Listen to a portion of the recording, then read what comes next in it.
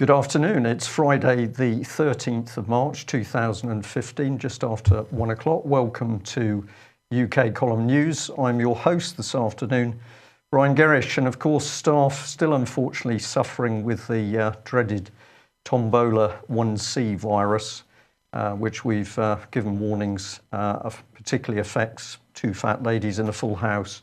But we hope staff will be back online after the weekend. Well, I have got support from Nick Green, who's behind the technical desk, and also I'm going to be joined today by David Scott, reporting from north of the border as Northern Exposure. Well, the weather across the country at the moment is variable, so we have astonishingly sunshine in southeast London and Scotland, but it's wet. Let me see, where's it wet? It's rainy in the northeast, and it's very wet in Manchester. It's pretty grey and gloomy here in Plymouth, but we haven't had any rain yet that I'm aware of. Well, what's happening in UK? First of all, let's have a look at our illustrious leader, David "Our King" Cameron, because his wife Samantha has been saying that she's desperate, absolutely desperate, to get him re-elected as Prime Minister. She's lifted the lid on life inside Downing Street, and she says David is not a bad cook, but he's a little bit messy in the kitchen. But she's very, very keen to get him back as our illustrious King and Prime Minister of Great Britain. But what's the truth? Well, is it the loving couple shown? We'd like to remind people of those who have been funding David Cameron. And we've featured this happy couple before. There's the Bludowitzes who are pumping money not only into David's personal election campaign, some 15,000, but also hundreds of thousands of pounds to the Tory party. And we were particularly offended by the fact that the former arms dealer's wife had held an exhibition of statues with erections, and that included one with Christ with an erection. So if you believe that this is how we should be behaving in Britain, then you will want to vote for David Cameron at the forthcoming election. And life is also beginning to crumble for the Liberal Democrats. First, we had the sex scandal where women were harassed and clearly abused inside the party. That was swept under the carpet quite conveniently by Nick Clegg and his team.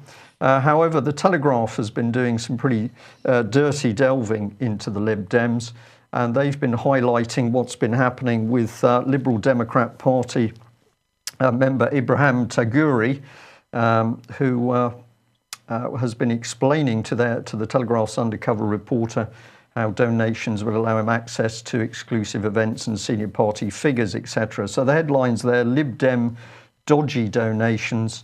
And now, surprisingly, the police have been asked to investigate potentially illegal contributions. So getting quite interesting. We're slowly but surely seeing the mainstream media turning against all of the mainstream parties. Of course, the key question is, does the mainstream media want to really expose the corruption within Britain's three main political parties? Or is the agenda really to undermine them so that the vote collapses, and that ensures that there will be a hung parliament and thus a super coalition, we are calling it the Rainbow Coalition, can be brought into being? And remember, the moment we end up with a sizable coalition running Britain, we are finally into a one-party state. So we are watching at the moment to see exactly what the press and media are doing, but our feeling is that we've got some very sophisticated manipulation by the main newspapers and, of course, the BBC. Well, we've highlighted over the last couple of days some concerns about defence, and I know that many of our audience simply don't want to talk about defence because they regard this as the aggressive side of Britain. But I think it's true to say that we do need to be able to rely on our services to protect the country. And of course, the key issue is that what the services do comes about by what decisions politicians make. or is that the case? Because it's been flagged up to UK Column that we're now getting an increasing number of people who have never been voted into power who are actually making the decisions behind the scenes as to what happens with Britain's defences and defence industry. And we'll just bring up this gentleman. His name is Malcolm Chalmers. This is taken obviously from his Twitter page. Malcolm is Director of Research at the Royal United Services Institute in London. We're asking, why is this man so powerful in deciding Britain's defence needs? And we're prompted to do this because apparently when he was called recently and asked a question about defence and the name of a particular senior officer was mentioned, it's alleged he put the phone down. But nevertheless, this man is speaking out on all matters to do with defence, and here he is tweeting about mod concerns over health and safety, devolution to Scotland and the impact on nuclear bases. Well, if we have a look at him in a different light, we could perhaps produce this lineup. So we have Malcolm Chalmers, who's been connected into former Home and Foreign Secretary Jack Straw, and Margaret Beckett MP, former Foreign Secretary. Apparently he's been an advisor to those two. And he is, of course, an advisor to the Royal United Services Institute, which is clearly one of the driving quangos helping to dictate David Cameron's defence policy. That links us in quite nicely with the Nuclear Threat Initiative, which is apparently building a safer world.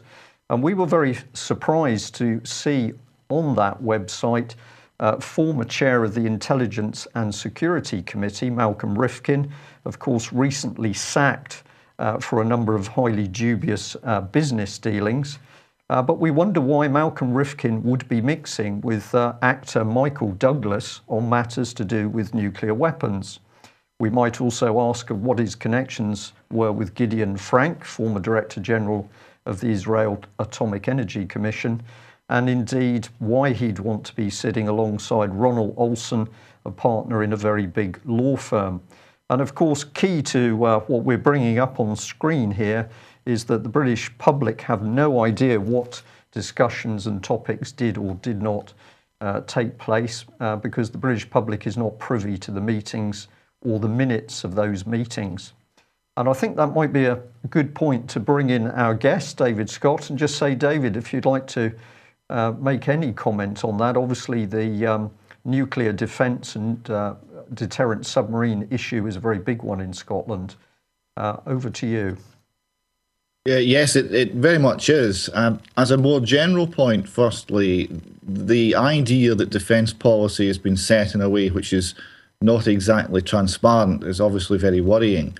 In the run-up to the First World War, which is obviously the greatest catastrophe really there's ever been for Western civilization, there was secret links between individuals within the British cabinet and military and the French, and secret agreements made that weren't revealed to the cabinet, let alone to the nation, and tended to embroil us in that conflict and also affect the calculations that other players did and perhaps made war more lightly. So I think in these things, as in so many other things, a bit of honesty and clarity would go a long way. Well, I certainly agree with you on that point, David, but alongside that, what we're hearing is that pressure is really beginning to build now amongst the very senior members of Britain's armed forces. And apparently many, for example, admirals or senior army officers are actually experiencing that their views and opinions on defence are no longer required. So we've got government ministers simply going to these so-called experts within the universities, people who are purely academics. I won't say teachers, but they're purely academics. And we've got Britain's trained military men sidelined, and we've got the government taking opinion from people we really don't know a lot about. So UK Column, we'd like to thank the sources that have started to alert us to this. We do think it's a very sinister event. People unaccountable to the wider British public now beginning to determine defence policy. and indeed are pushing out quite sensitive information about the number of nuclear weapons that Britain holds and the dispersal of those weapons, the reduction of those weapons, and also making comment on the nuclear submarine deterrent. We'll continue to report on that. Probably that would lead us in quite nicely, though, to recent reports by Patrick Henningsen of 21st Century Wire. And he has produced an excellent article starting to point out the links between some of the agencies which the British government would say are out-and-out terrorist agencies in Syria. And Patrick is actually saying that something very dirty is going on here, because we can now see that the Free Syrian Army, al-Nusra and ISIS elements are now collaborating and going in one direction, and that is to topple the existing Syrian regime under Assad. And as Patrick Henningsen says, and that's what Saudi Arabia, Israel, Washington and London wants. Now, having commented on this, we should remember that it was Tory MP Brooks Newmark, the man taking pictures of himself naked in his bathroom. It was that very same Conservative MP that was busy saying he would have to apologise to General Idris for his failure to get Britain to rain bombs down on Assad. So only months ago, the British government was actively supporting Free Syria Army. We were being warned against al-Nusra and ISIS. And all of a sudden, we can see these terrorists now acting in a coordinated way to achieve just the policy which, of course, David Cameron has stood on a world stage and claimed, and that is we need to remove Assad. So as the UK column has said on many occasions, if we add up the conduct of the British government, we have seen Britain and America with unlawful attacks on Iraq, Afghanistan, Libya, and Syria now in the spotlight. Well, what can we do about this? Most of it is to do with education and informing the public. And we'll just give you a reminder that the British Constitution Group is continuing to push out videos from the conference at the weekend. Due to some technical problems, Guy Taylor's talk on the fraudulent action of British courts did not go out yesterday, so it will go out today. Many apologies for that. But if you're new to the British Constitution Group, or indeed you support but haven't seen these talks, we'd encourage you to do so, because they are really taking the lid off the criminality, fraud and corruption, not only at the heart of Britain's political establishment, but also within the courts, the very courts that we rely on for law and justice in Britain. On a lighter note, we put up a slide yesterday asking for the identity of the mystery doodler at the conference who had drawn what I considered to be a pretty accurate and wonderful warship. Well, we didn't know whether we'd get any replies, but we were very surprised by the person who came forward to say that he had drawn it. And let's have a look. We'll bring him up next to his wonderful doodle, but it was none other than our very own, here he is, Justin Walker. And what I find fascinating is, of course, Justin's former trade was as an army officer.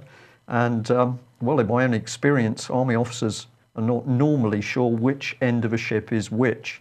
But we're going to say, well done, Justin. Perhaps we should put him in as Minister of Defence once we get the country sorted out. We'd also like to thank the lady that was kind enough to send us thousands of business cards. Here's an example. And this is wonderful support. It makes a big difference to us to see that people are thinking of us. And this was a wonderful an idea which has allowed us to spread the word of UK Column far and wide. So thank you very much for that. Well, I'll say to David, we're going to move into the heart of the beast now, because the subject, as always, is child abuse. We make no apologies for sticking on this very dark subject, because simply, if we cannot trust Britain's politicians and senior policemen to deal with the abuse of our own children, of course, we can't rely on British politicians and police to deal with any other matter.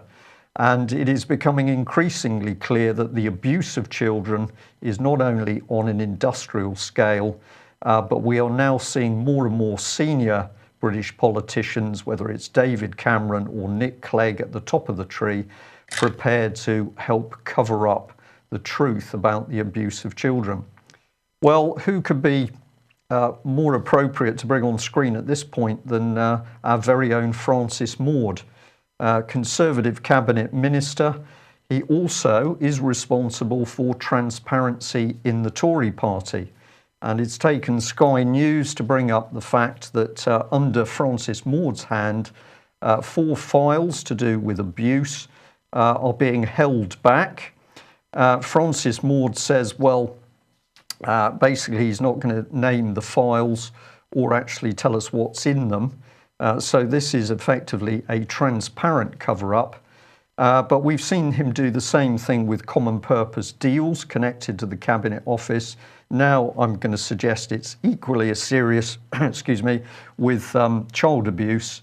But what the Conservatives are doing is obfuscating, they're blurring issues, and by doing that, they are protecting child abusers.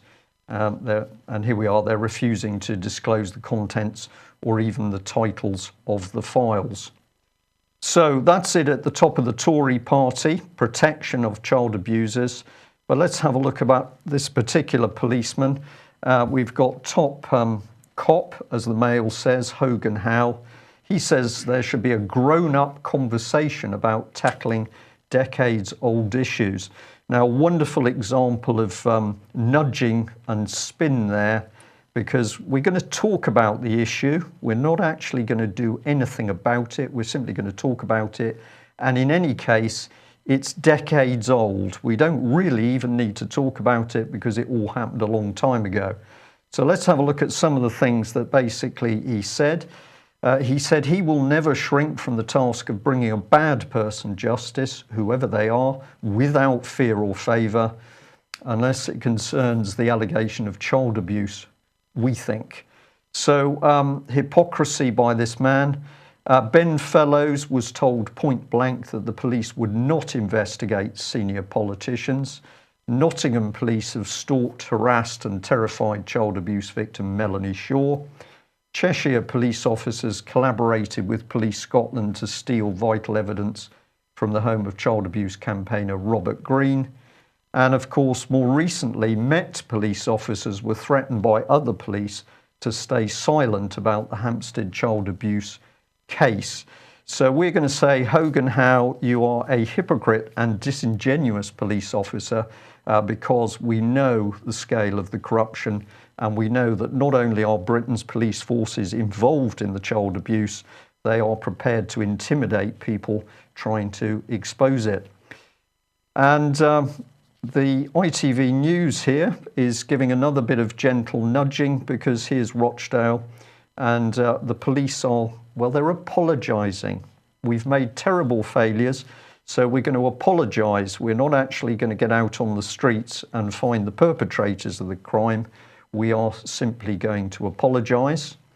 And it gets better in this ITV report because we are told that no police officers are to face misconduct proceedings over the Rochdale child sex abuse scandal, to which we say utter corruption within Britain's police. And David, I'll call you in again. It's just in your face. Something is very wrong with policing in Britain as a whole. Yes, it is. We're seeing a tendency, no one's ever to blame for anything, and the multitude of agencies seems to make it all the easier. The blame always lies somewhere else. There's no prosecution because the Crown Office or the CPS in England decides not to, but the responsibility for that falls somewhere between them and the police, and no one's ever to blame. No one ever loses their job, let alone faces criminal charges when they behave in an unlawful manner. We need to change that. And we need to agree, we need to change it very fast, because what we can see, if we take Guy Taylor for example, and all his work showing utter fraud and corruption in courts, falsified documents, documents not signed or stamped. That's one area of the law. But here we've got police officers. Really what they're doing is lying to the public in order to cover up child abuse. Do these police officers lie? Well, of course, we know from the recent exposure of the Hillsborough inquiry, a police officer has finally, after 26 years, admitted the lie around the Hillsborough disaster. So the police prepared to lie over 96 people dying at a disaster at a football match. The police prepared to lie over the abuse of children and to cover up. What it's really telling us is, of course, that the country is being run by paedophiles, the same paedophiles that have been using the child protection system to procure their victims. Well, of course, not all police officers are bad, and we have never said that's the case. And let's bring on screen one of the good guys. So here we are. We've got a South Yorkshire policeman, Tony Brooks, a former police constable with 30 years service, and he's claiming that the force knew that girls as young as 12 years old were being raped and assaulted, but chose to ignore it. So he's describing malfeasance in public office, misconduct in public office, and of course assisting the rape and abuse of children, criminal offences. This needs to be dealt with, but at the moment we've got Home Secretary Theresa May simply appointing a so-called investigation panel of 4 people, including her friendly fellow judges. So this is an utter disgrace. How Britain can stand on the world stage and preach to other countries is beyond me. British public has got to deal with this by exposing exactly what's going on. And can this be done? Well, it can. Let's bring you to the Sheffield City region. If that title doesn't fill you with alarm, well, it should, because this is the start of Agenda 21. This is the start of the super city states, as Mike Robinson has said, the feudal system where we are to be run by a city region. But who we're interested in here? Well, we're interested in this man, John Mothersole, the Chief Executive Officer of Sheffield Council. And of course, he's busy talking to Nick Clegg. Well, why are we interested in this man? It's because he's accused of the cover-up of abuse. And of what better man to meet and talk to than Lib Dem leader Nick Clegg, who ran away from child abuse campaigner Bill Maloney outside Westminster many months ago. So what's been going on? Well, let's bring in this email that we were sent in the last couple of days. So it's an email that was sent through to John Mothersole. Let's have a look at what it actually says. I know there's a lot of words on screen. I shall read through. Whilst the ongoing abuses of myself by this council are my burden to bear, I draw the line at the abuses of vulnerable women, especially when the abuses are on behalf of the council.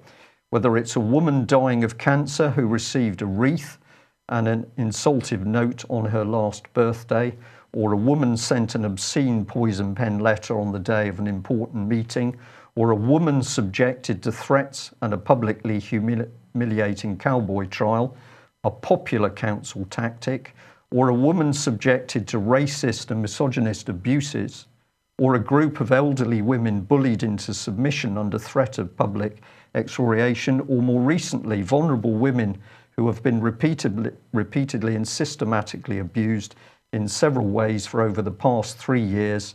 The common factor is always that the abusers include council officers supported by elected members. Yes, the cover-up of abuses even extends to abuse of minors. In every invited case that I've seen, the council were fully aware of what was and is happening, yet the council's approach is always to deny and lie. Meanwhile, those who deny and lie and cover up while the abuses continue receive council protection, if not praise and reward. I do not have to give you details, as the council already has them. I note that today, as the child sexual exploitation tsunami now engulfs Sheffield, as was predicted, it is incredulous that council officers have still denied the abuses and, if expectations are correct, will still deny the abuses, for example, of the recently abused vulnerable women community volunteers. It is expected that there will be yet another denial, not least by the creation of another fabrication, no doubt assisted by a department instructed to exercise damage limitation. I shall be reporting on the events of last week at full council and incorporating those observations within my next blog. I note that today, the 12th of March 2014, there have been more disclosures of child sexual exploitation cover-ups in Sheffield, only another 300 plus, which the police have known about for a decade. It is clear that the council and police are acting together. This applies not just to child sexual exploitation, but to any potentially embarrassing incident. As you are aware, especially in but not limited to my case, the abuses were prevalent, if not de rigueur, during the tenure of your predecessor, John. In return, the police take pleasure in protecting the council when suppressing corruption, even to the point of blatantly lying to the Independent Police Complaints Commission and members of the public, and as with the child sexual exploitation, instructing officers not to investigate the abuses of the vulnerable women adults. And we're going to thank the gentleman very much for sending that in, and I will say to our audience today, this man has done a huge amount, often totally alone, many occasions with a few people to help him, to expose the terrible fraud and corruption around Sheffield Council, not only to do with millions of pounds of public money fraudulently squandered, but also, as he's clearly saying, warning of the abuse of children. And remember, that email was actually sent back in 2014, and he was telling the council then of the abuse of some 300 individuals. David, it's quite astonishing, isn't it, the speed at which truth's coming up to the surface. Another one of our big cities. Is it any wonder that we've seen trouble around Holly Gregg up in Aberdeen, for example? Yes, I mean, it's been a remarkable year. I was discussing with Robert, when I could discuss such things with Robert, that when he was arrested, which was in February 2014, it was almost a different world. There was no publicity for most of the child sex allegations. There was no exposure of Rotherham, Cyril Smith, Savile. There was nothing. It was a completely different media environment. People tended not to believe you because the story seemed so outlandish. It seemed so far from what they had experienced in their lives. Well, we don't find that anymore. People believe us now because they're seeing from Sheffield, from Rotherham, from all cities all over the country. Glasgow may well have a similar problem to Rotherham. They're seeing these stories repeated time and time again, and they're seeing cover-up, and they're seeing failure at the very highest level of police and politicians. Yes, and of course the other thing we've seen on many occasions is that the mainstream media simply won't report. They either show initial interest and then drag their heels and nothing happens, or they claim they can't report because of legal proceedings, or they say they can't report because their own legal teams are telling them not to. And the result of this, of course, is that our press and media are also actively involved in the cover-up of the abuse of children. Well, let's have a look at this article, which tells us that Max Clifford has been picked up by the police again. Remember that he's in prison at the moment, jailed for 8 years after being convicted of indecent assaults. But he's apparently been taken to a Peterborough police station for further questioning about other sexual offences. Now, this is, of course, extremely worrying because it would appear that more's been going on behind the scenes. But we'd like to thank one of our viewers who said, were we aware that back in 2012, Max Clifford was building a mainstream TV media network with links to top IT executives. And here's the article from Broadcast. It says that Max Clifford was hiring Rumsey to form Indie. PR guru Max Clifford is launching a production company that will be headed by former Daybreak chief Ian Rumsey. Exclusive TV, a division of Max Clifford Associates, will tap into the PR consultancy's portfolio of celebrities, which includes Simon Cowell, Kerry Katona, and a variety of other stars that I'm not really interested in. But it is fascinating that so little of this appears in the mainstream press, that individuals embedded in our media organisations, of course, where they gain great power in what does and what does not get reported. So I'm going to say thank you very much to the person that sent that information through to us. We'll be having a look a little bit deeper to see what was going on there with Max Clifford and some of his side companies. Well, how does the British state treat people who've been abused within the so-called childcare system? There couldn't be a better example than Robert Greene, who we'll be coming on to, but also this lady, Melanie Shaw. She stands up to report her own abuse and that of some 150 other youngsters in Beechwood Home, Nottingham. What does the British state do? David Cameron, supposedly a Christian, and his sidekick Theresa May, well, they put her back into a particularly vicious profit-making prison run by Sodexo in Peterborough. We said over the last few days we'd had no communication from Melanie. Well, today a letter arrived. This is part of that letter. But in it, Melanie says this: Brian, hope you're well. I'm being denied medication, food, clean clothes, bedding, showers or baths, towels, etc. I'm being abused. It's sick. It's like Nazi Germany. HM Prison, Peterborough, Sodexo. So we are not surprised by this. Melanie, of course, told us that this was the sort of treatment meted out to her last time: solitary confinement, a serious leg ulcer not treated, denial of her normal medication, bullying by Sodexo staff.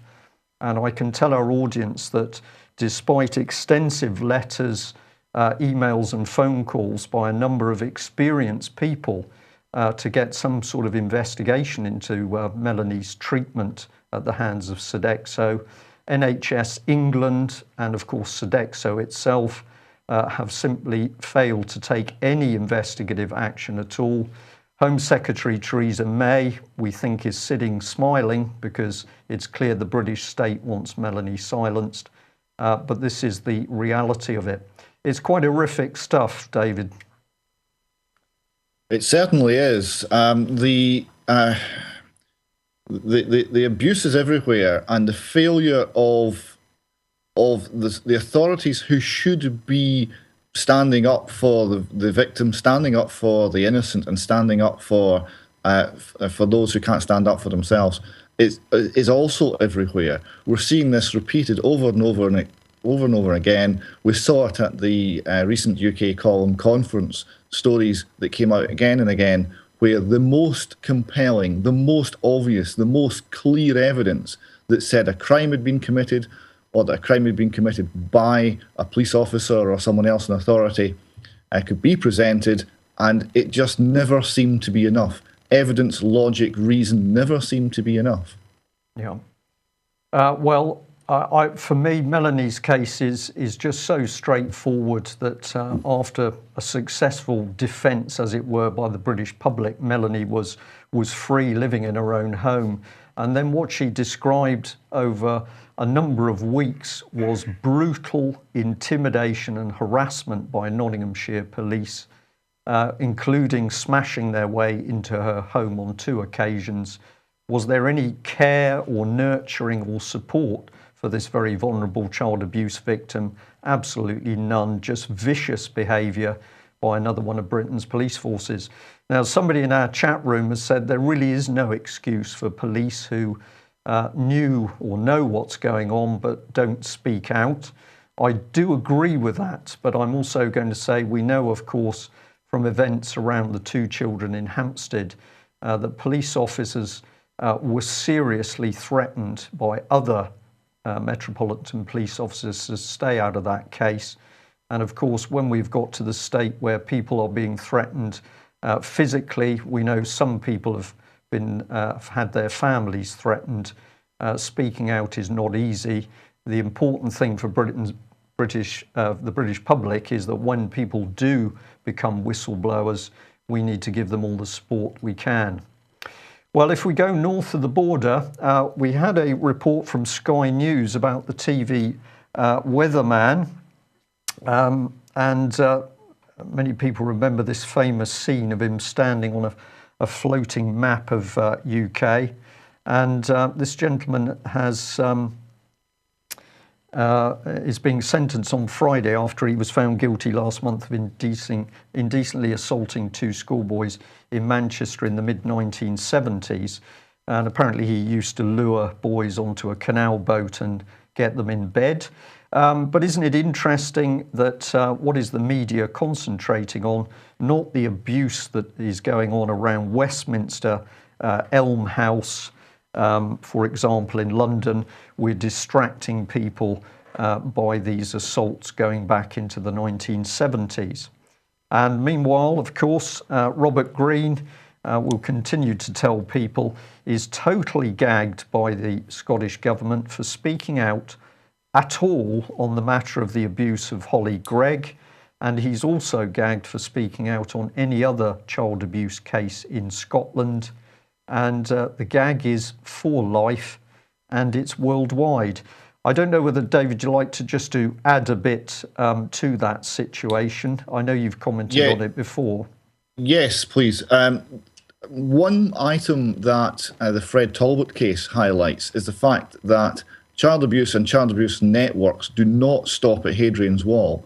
We have a child abuse inquiry in Scotland, not started yet, but it's promised, and we have a child abuse inquiry in England that's kind of stuttering along and hasn't really hit anything like a high gear.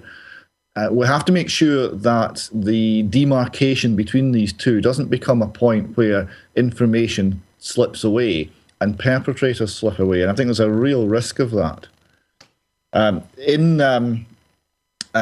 Scotland, there is more and more evidence coming forward as well that that people like Savile have been abusing children in Scotland.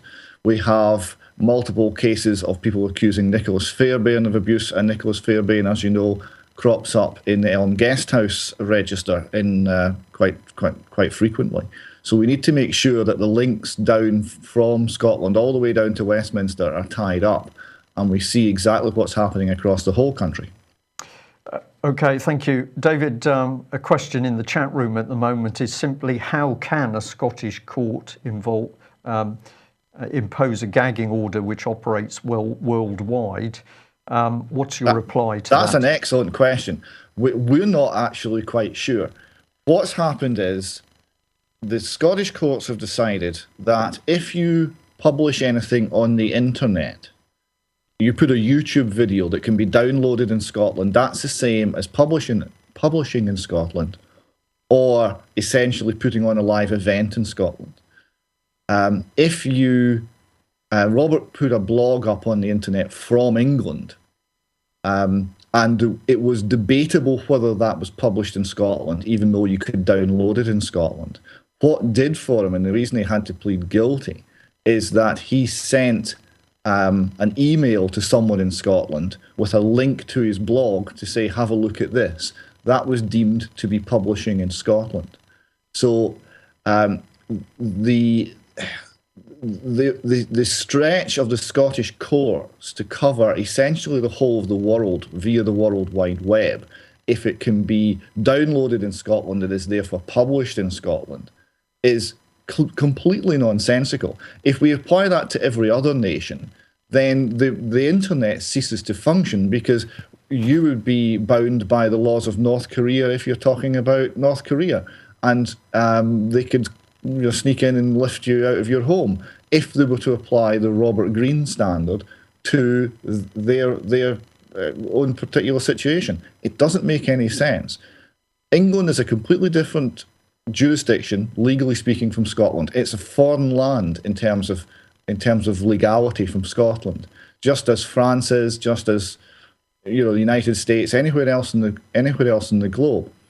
The Scottish courts have really overreached themselves. It's certainly a very worrying situation. If they can claim jurisdiction everywhere in the world, then so can everybody else. And at that point, freedom of speech is a thing of the past.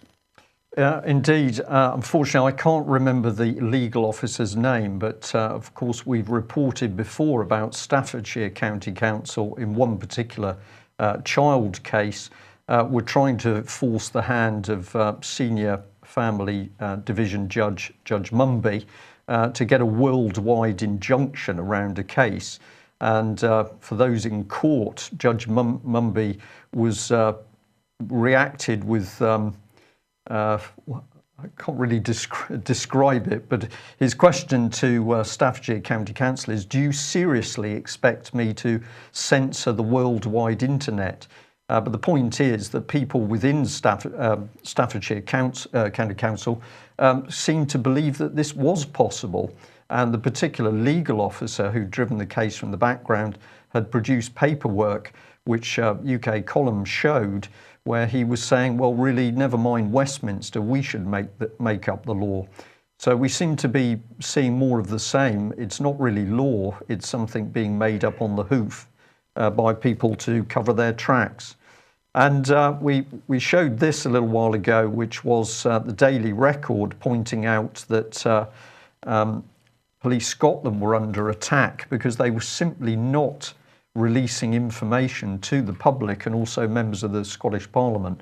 Now, this is very, very serious because what it shows us is we've got a secret police in Scotland at least.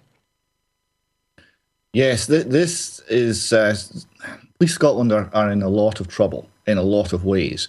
A senior police officer who's currently on suspension for speaking out and apparently also got into trouble for not wearing a hat and some poor form filling. And I'm not making that up, that's actually true. Has actually gone public now and claimed that the Chief Constable, Sir Stephen House, lied to Parliament around whether or not there are quotas to be filled for stopping and searching people. The Scottish police have recently come into some more disrepute where they have a monthly customer satisfaction survey. They go and poll the people of Scotland. How happy are you with your police force? And we're all very happy, it would appear. It then transpired that the people they were polling are only those reporting crimes, not the public at large and not the people who interact with the police at large. So all of the people who are walking down the street going about their lawful business and are stopped and searched by a police officer, probably quite frequently, because the same people will get stopped again and again because they'll meet certain criteria. They're not polled about how happy they are with Police Scotland. So they can't even do an opinion poll that is straight. Well, this is the same as we've really just covered with Hogan Howell, the disingenuousness of the police. But you picked up a couple of articles here which you thought would be good to cover south of the border. So we've got the Daily Express, deficit blow for Sturgeon.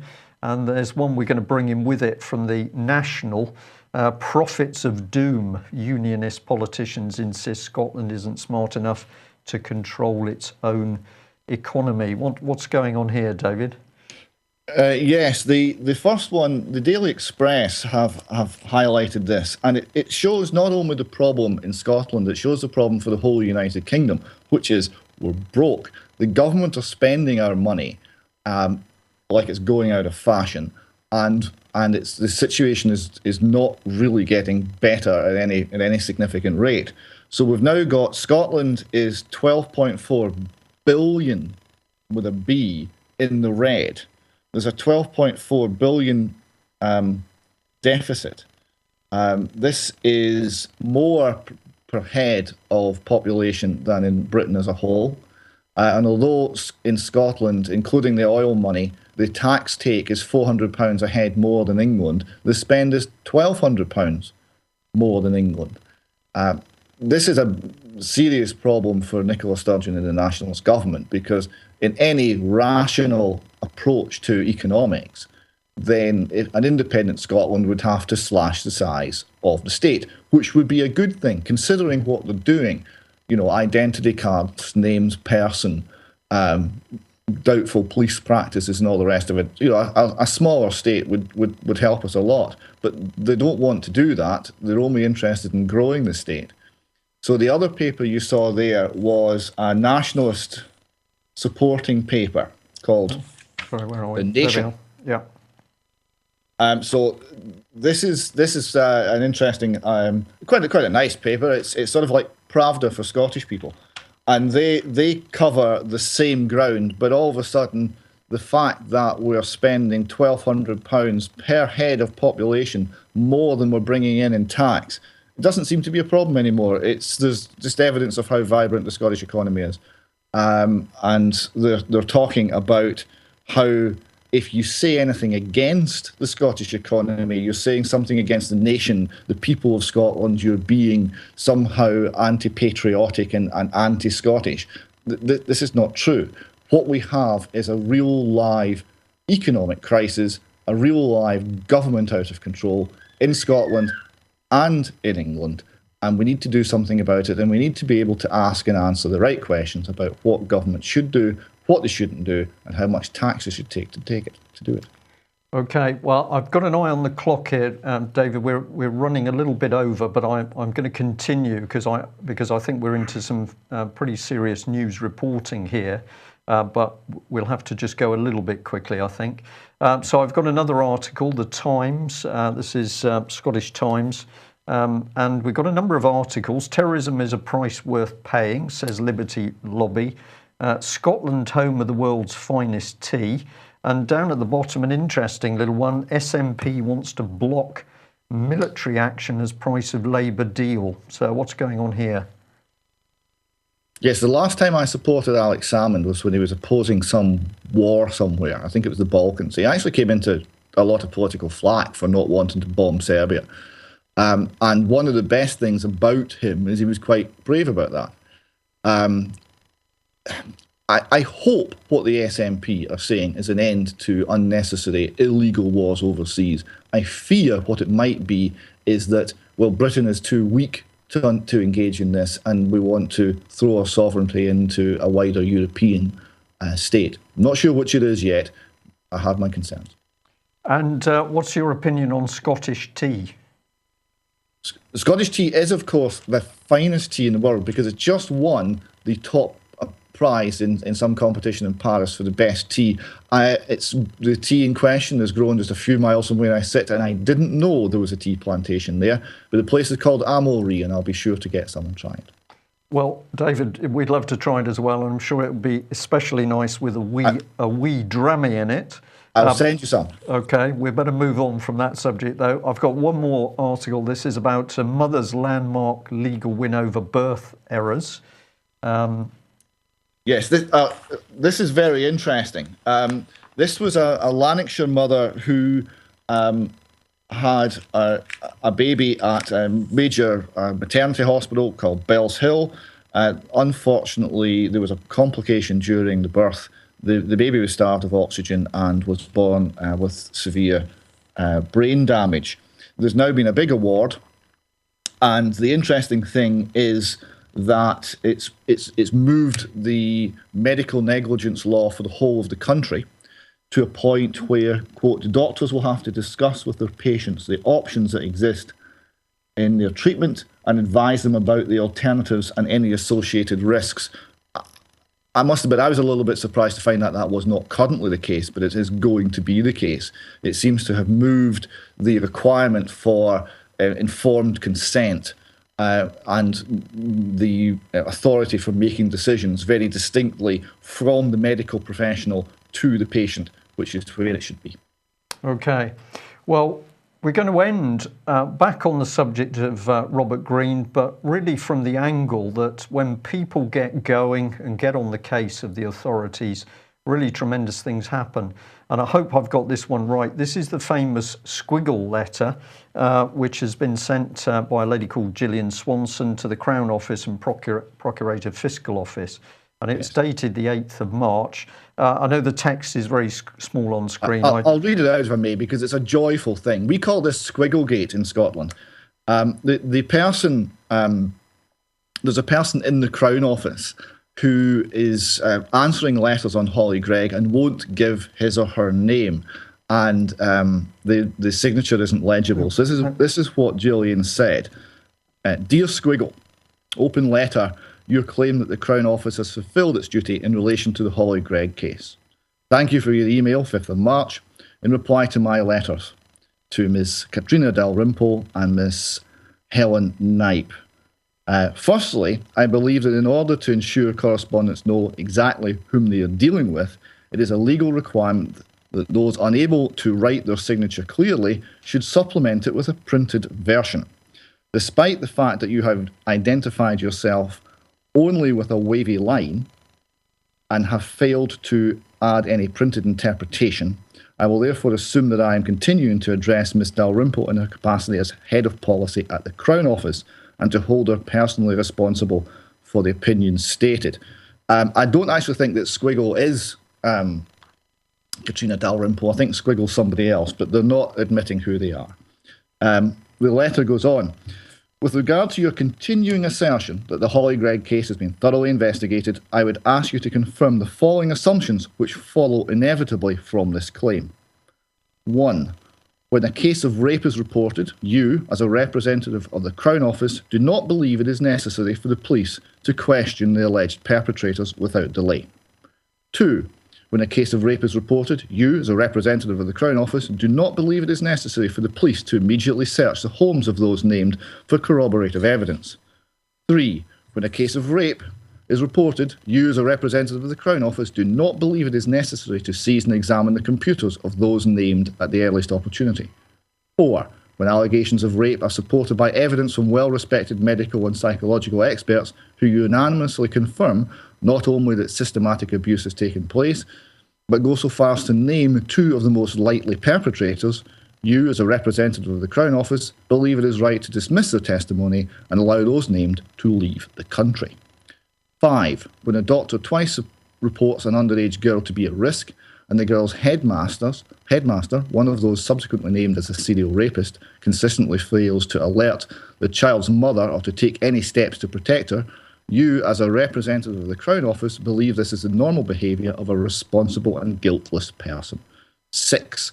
When a case of rape is reported by a girl with speech difficulties, you, as a representative of the Crown Office, do not believe it is necessary to supply her with support during police interviews, but are happy to use her handicap in this respect to discredit her spoken evidence.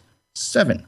When a case of repeated multiple gang rape over many years is reported by a young girl who also names 7 fellow victims, you, as a representative of the Crown Office, do not believe that in the view of the Scottish law regarding corroboration, it is absolutely essential that the police question those she has named immediately.